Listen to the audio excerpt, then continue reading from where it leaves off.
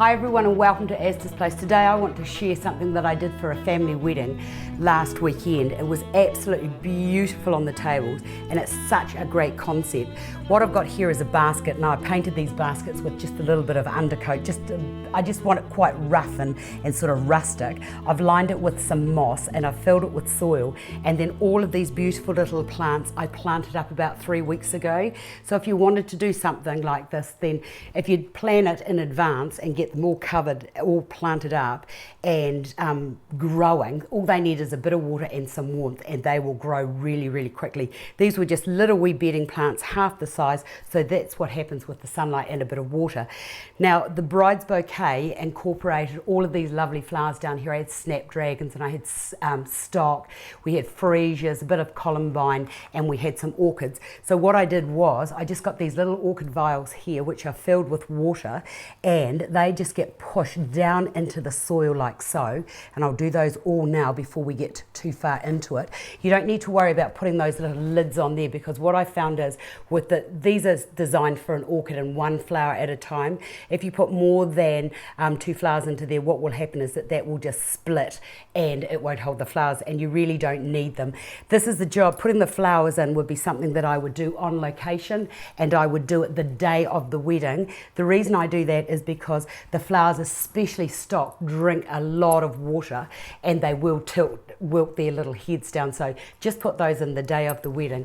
Now let's just have a look at what we've got. A couple of bits of stock here.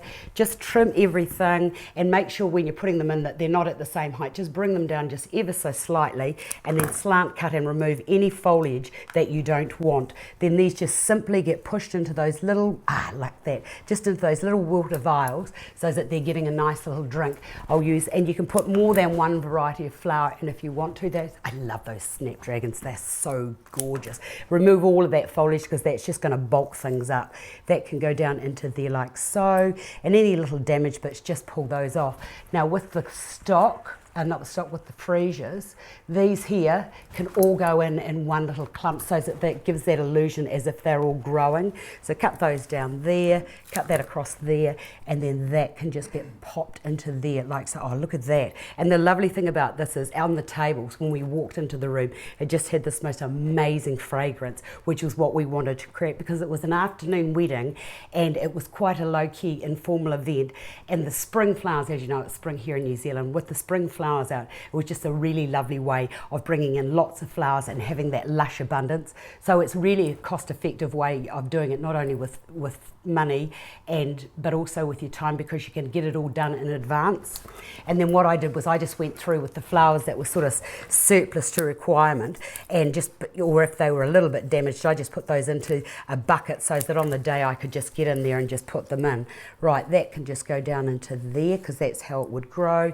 And with these little roses, I'll put that into there like so, and I'll put another one in. About 6 is probably all that you need, but do remember that the flowers drink lots and lots of water, and if you don't want wilting, this is the best way forward. Right, in regard to these lilies, and I want to tell you about the lilies, I've got a little tip for you. These little stamens here, I always like to take those out way before they get to the stage where they've got the little pollen has started to sort of like just go bursting forth. If you get the pollen onto your hands or onto the table surface, I'll just get rid of those. The best thing that I have discovered for getting rid of those are nappy wipes, and it just wipes away really quickly. Look at that, gone. Except it does stick to nail polish, and of course it will because it's got glitter in it. But that's a great tip for getting rid of things that might get in the road, or you might get if the pollen gets onto things. Right, I'm going to put that down into there, and I also like to leave a little bit of dirt because it is supposed to represent a little living garden. And then with these roses, I wanted, and even though they're sort of, some of them are starting to fall, I don't really worry about that because I think that just gives that, you know, the way that growth is, and like I love that lovely faded beauty of the flowers. That can go into there like that. And what else have I got? There was something else I had that I wanted to use. No, that's it. I think that will just about do me. And then I've got a little bird's nest that I've painted up. I made that. You can buy these all over the world. What I've done is I just used a little bit of paint to just colour up those little eggs so that they look that lovely little duck eggy blue. And then I've got a little bird that I've put into there, and if you were doing the same thing, you could, my bride is wearing pearls, so I've just put a little few pearls around there, and it's got just a little bit of sparkle on its little tail. Now, don't forget the flowers take moisture not only via their stems, but they also take it through their petals, so give that a good wipe down. And because it has got soil in it, when I displayed it on the tables, I just put that underneath a plate so that this soil and all these little bits here don't get onto that tablecloth. So be very, very careful when you're doing that, because I've been got myself into lots of trouble over the years by having soil on the table. So I hope you enjoyed seeing that, and I think that that'd be just fantastic for any type of wedding and any type of season. Just plant it up first and then put your other flowers in. I hope you enjoyed that. I'll see you another day.